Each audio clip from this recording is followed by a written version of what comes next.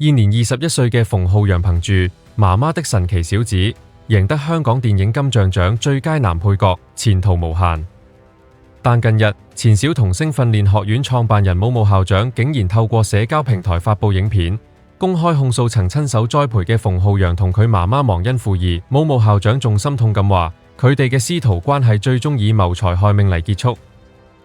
武校長喺影片中表示，自己曾經將馮浩陽視如親生仔咁栽培，佢收咗幾年學費，傾囊相授，用盡人脈，推佢上金像獎嘅舞台。佢提到，當初馮浩陽媽媽以冇錢交學費為由，請求佢讓馮浩陽免費上堂，佢心軟答應咗。但後來發現馮浩陽屋企原來有經營髮型屋同埋其他生意。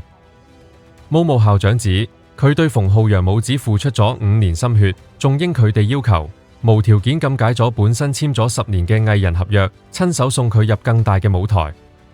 但佢話，沒想過換來的是他母子在我背後狠狠插我一刀。最令武校長心寒嘅係，喺領獎前2日，馮浩陽媽媽嚟到佢屋企食飯。當時馮浩陽媽媽問佢，點樣先至會令到我唔會原諒一個人？武校長當時仲回答佢，如果有人蓄意令我舊病復發，我一定唔會原諒佢。2日之後，武校長坐喺台下見證馮浩陽獲獎，但對方一句感謝嘅說話都冇，更公開同武校長劃清界線。武校長直言感到被背叛，指對方為咗劃清界線，仲同人哋講佢哋嘅課程唔係咁正規，完全否定咗佢多年嘅心血同埋專業。最終佢仲選擇謀財害命嚟結束呢一段關係。武校長直指，經歷過呢2次嘅教訓，佢終於領悟到3個道理： 1. 要保持心地善良，但要帶眼識人； 2.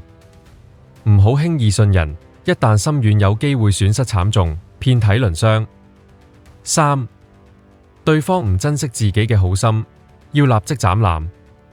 武校長嘅控訴雖然係佢個人嘅傷疤，但同時亦係一個對我哋所有無條件付出嘅人嘅沉重提醒。你哋又點睇呢個令人唏噓嘅師徒反目事件？喺你嘅人生入面，有冇試過因為無條件嘅仁慈而遭受傷害？歡迎留言分享你嘅人生教訓。